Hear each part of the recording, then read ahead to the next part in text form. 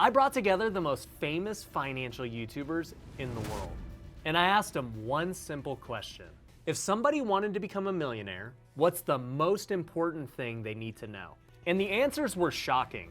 I expected most people to say things like you should save your money and invest in Roth IRAs, because that's what they say in their YouTube videos. But now, for the first time ever, you're gonna hear the truth.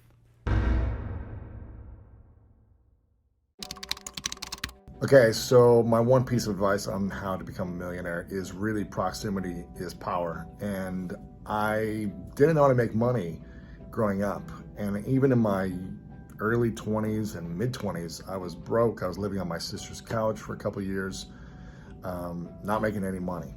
And I remember one of my mentors said, money will come to you when you're ready for it.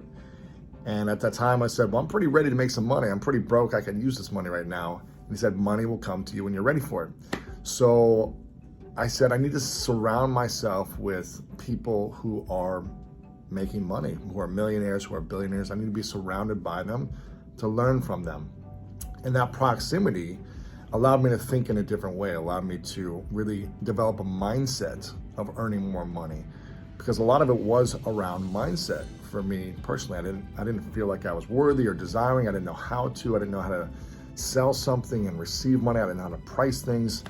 But being around wealthier individuals, millionaires themselves, who had been there, done that, overcome those challenges as well, I was able to learn the mindset strategies of these millionaires. So I would say to surround yourself with people, learn from people that are earning high levels of income, watch their YouTube videos, read their books, because being in proximity to their information or to them personally will elevate you automatically.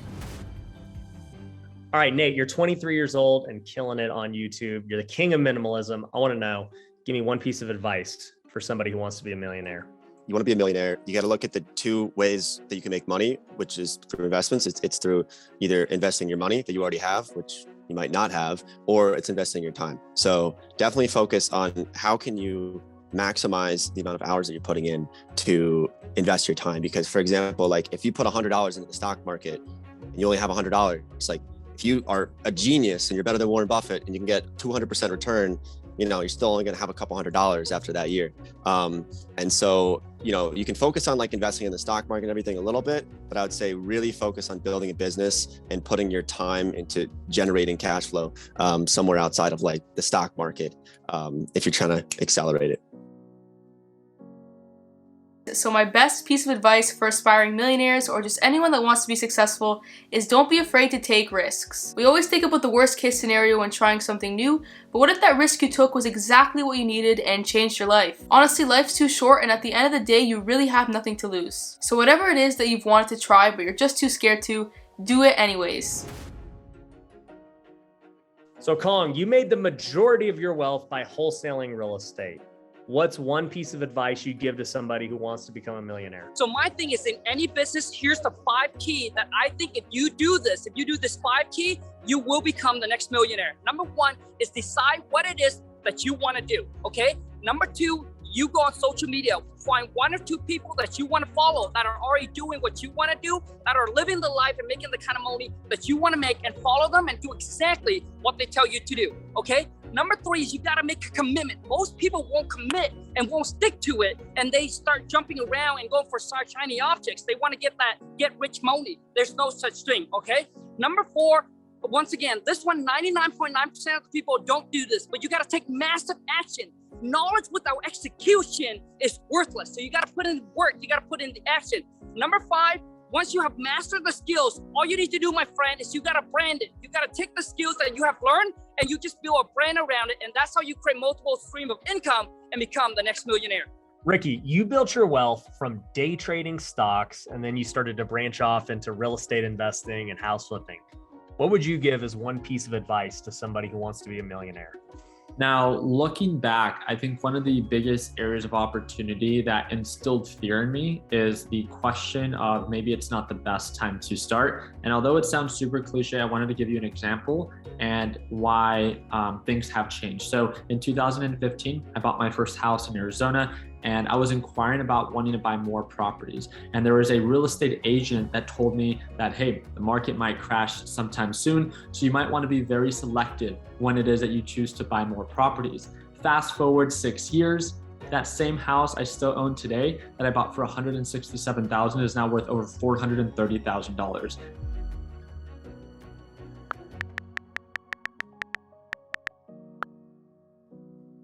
One piece of advice that I'd give to somebody who wants to become a millionaire is start building your network. As you may have heard, your network is your net worth. There's been so many opportunities, at least for me, being on social media and making those awarenesses, making those connections with other millionaires so that maybe they present opportunities in which I can start growing my revenue or start growing my net worth as well. Brad, you started Lightspeed VT, which is a tech education company, and that's how you made your wealth. What's one piece of advice you'd give to somebody who's trying to become a millionaire? You know, I'll tell you, I think number one is know thyself, right? Get to know who you are. Stop worrying so much about what other people think and start worrying more about what you think. And ultimately start to focus on solutions rather than problems. There's so many problems in the world that if you could solve them, you'll be a millionaire. I always say you want to make $1 million, solve 1 million problems. So you got to get really good at solving problems. The problem is most people are trying to avoid them. Instead of solve them where they can make the money, they just run away from them or just become consumed by them and let it eat them up. 100%. Like you wake up, you go find a problem that is all over the place. That's how you become a millionaire. You solve problems. And you solve problems for people. If you solve little tiny problems, you'll be able to charge little tiny fees. If you solve massive problems, you'll be able to charge massive fees. So you can solve 1 million problems for $1 or one for 1 million. But how you become a millionaire, Ryan, is you solve problems. So Erika, you've had a lot of success being a lawyer and now a YouTuber. What's your one tip that you would give to somebody who wants to become a millionaire? My one tip is to be okay with hearing no's, be okay with those rejections because 99 no's will eventually lead to the yes. And then also learn how to negotiate. I think becoming a good communicator, learning how to negotiate, stand up for yourself, get what you're worth is really important. Charlie, you're really big on side hustles and stocks, and I know that's how you built a lot of your wealth, but what's one piece of advice you'd give to somebody who wants to be a millionaire? Having a vision board really helped me personally. I think 2 years ago, I started making like a vision board and I was like, I want to make this much money this year. I want to do this many deals, post this many videos, make this much from AdSense or whatever. And just like putting all your like goals on like paper in a place that you see every single day. It's like, it really holds you accountable. So I feel like that really had a big impact on me getting more success in the last couple of years. Humphrey, you became a millionaire way different than everyone else I've talked to today. You actually worked at a tech company and had a high-paying salary and then just saved that money rigorously. So what would you give as a piece of advice for someone who wants to become a millionaire? Obviously, my situation might be a little bit different than some of the guys you've talked to, but basically I lived at home, so I didn't have many costs. And when I did get that salary, I would just invest it pretty consistently. Now, the other thing that I learned from a pretty young age was, let's say you're living on 20% of your income. So if you made 100K, if you can live on 20K, technically, if you make 100K a year and you're saving 20K, that's worth 5 years of living expenses, because your percentage of what you're saving is, or the percentage of what you're saving is 80%. And so if you're only spending 20%, that 1 year of salary actually buys you a lot of freedom. And so by lowering your costs and saving all that money, you're actually in a much better place mentally, financially, because you feel like you have a lot more leverage. And so that way you can operate with a lot more freedom. Sharon, you started investing in real estate and that's how you built your net worth. What's one piece of advice you'd give to people who want to become a millionaire? Yeah, definitely. Start investing in real estate, particularly in like appreciating markets. I think building a rental portfolio is a great way to build wealth. So for example, like I purchased my first real estate investment in 2013 at around $240,000. And now after 8 years, It's worth about $640,000. So it actually makes up a decent chunk of my net worth. And that, because I started earlier and invested in a market that I felt would appreciate, it ended up being like a really solid investment. And I think in 5 years, people will look back and say, I should have done it 5 years ago. So, start taking action, look for appreciating markets, start running the numbers, and put in offers for rental properties.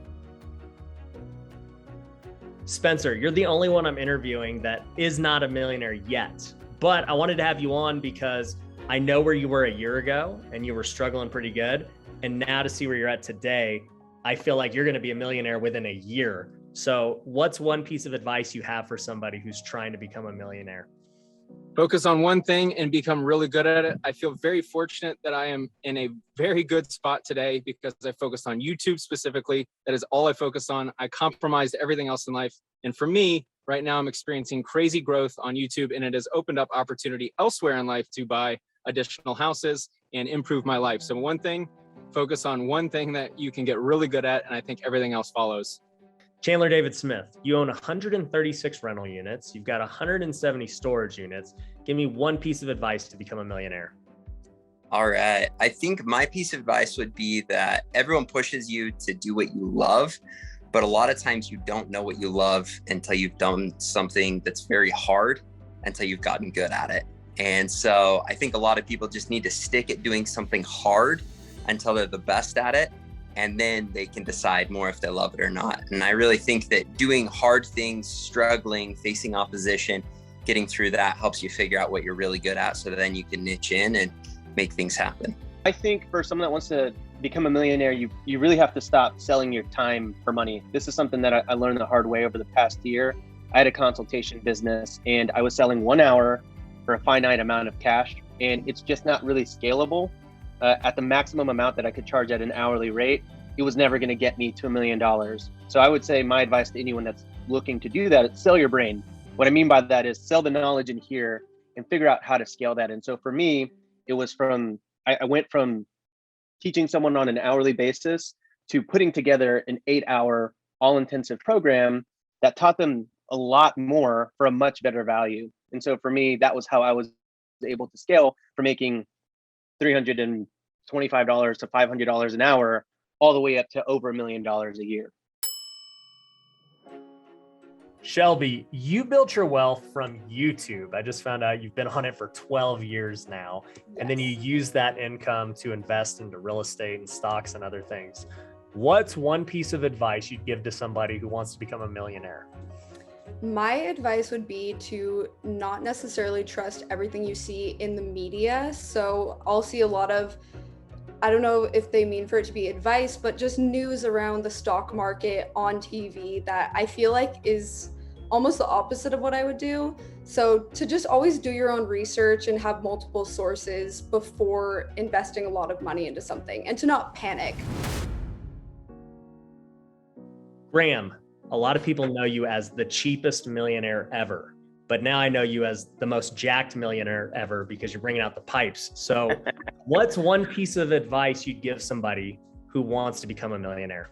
Oh man, that's a good question. I would say smash the like button for the YouTube algorithm. It's got to be consistency. You've got to be consistent with whatever you do, and you also have to have a lot of patience.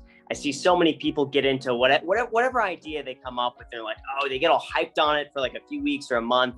And after a month, you're like, I kind of got bored of it. Let me move it on to something else. I think if you're consistent, you're patient, and you really enjoy what you do, just over time, it's going to happen naturally, especially if you save and invest. So what would you say to somebody who's maybe staying consistent, but they're not seeing the results yet? Like, how long should they stay with it? Well, gosh, I mean, if they really love what they're doing, is that so much of a problem? I think if they're miserable with what they're doing and they're just grinding it out, until eventually it happens, then they really got to reevaluate why they're doing it in the first place. Like if you're working on something that you love just because you want to make $1 million, but you hate every day, you're not going to do the types of things that will eventually lead you to making $1 million. So I think in addition to what you just said, I think as long as you really enjoy what you're doing day to day, that's usually what comes with having that sort of patience. Right. So as long as you enjoy it, just stay with it consistently and it's going to bring rewards. I think so. But also, I think you also have to have just an interest in saving and investing, because who's to say you're not going to make $1 million a year and spend it and then you're perpetually like down to zero. So save and invest, live below your means, be diligent, always think for the future, and be patient. So Andrei, I know you're super big into crypto, and I'm just curious, for one piece of advice for someone who wants to become a millionaire, what would it be? I got two pieces of advice. So one is practical and the other is a little bit more psychological in the way that I think about it. So it's no secret that I made most of my money, not with investing or dividends or crypto. It was with YouTube. And the one thing I think I learned about just having money, and the best piece of advice that I think I'll ever have as far as becoming a millionaire, is knowing when enough is enough. Because it's weird, because we think about like, oh, I want to be a millionaire. But that's such an arbitrary number if you think about it. Like, it sounds nice, but it's actually very random. So have you heard of the Mexican fisherman proverb? No, I haven't. No. It's a really cute little story. So it goes like this. So an American investment banker goes on vacation to a small coastal village in Mexico, right? He sees a fisherman and he sees a couple of really impressive tuna catches, right? And he says, hey man, that's really cool. How long did that take to catch? And the guy's like, just like a little while. He's like, well, why don't you go out and catch more? He's like, well, I have enough to sustain my family's needs. What do you do with the rest of your time then? He's like, well, I sleep in, I fish a little bit, I play with my kids, I hang out with my wife and play guitar with my amigos. And he's like, well, I'm an investment banker with a Harvard degree. I'm gonna give you some advice. So he says, stay out a little bit longer, catch more fish. You'll easily be able to afford a bigger boat. And with the bigger boat, you could catch even more fish. And then you could leverage that to buy a whole fleet, which you could sell directly to the processor, where you can eventually control the distribution. Of course, you'd have to move to a bigger city and do this for a while. And the guy's like, that sounds cool. How long is that going to take? And the banker's like, 15 years or so. And that's the best part. Once you're ready, you take your company public, you IPO, you make your 8 or 9 figure exit, and you'll be rich. And then he's like, that sounds awesome, but then what? And the banker's like, well, that's the best part. Then you move to a small coastal village in Mexico where you can sleep in, fish a little, play with your kids, hang out with your wife, and play guitar with your friends. And that's right back where we started. So yeah. The point is, I guess, it's important to know ultimately what money is. And like when you talk about $1 million, that money is just a tool to get you to a place in life that we all want to get to. And that is the point of having enough. And once you know you're enough, then you can reach for the fun toys. And I'm not saying you shouldn't have ambitions to do crazy things in life and build billion-dollar mansions and things like that, but you need to get to a point where you can live passively, right? And so like the more practical piece of advice of like what that story means is, if you were to take your annual expense, whatever you spend per year, multiply that by 25, that is how much money you need invested in the market, working for you at 4% to be able to afford that lifestyle passively. So if you spend $30,000 a year, then you take 30,000 multiplied by 25, and that is how much money, in this case, $750,000, you'd need invested in the market at 4% to generate that passively. And so once you get to that point, which is enough, you might realize you don't need $1 million to get to that lifestyle that you've always wanted, which is maybe not working for someone else and doing what you love. I love that, bro. I don't even have a rebuttal to that because it's just so clear and perfect. And I think you just gave me my final one. I was thinking about who's going to close out the video, but I think it's going to be this. I hope you enjoyed the video. Make sure to comment below which YouTuber gave the best advice.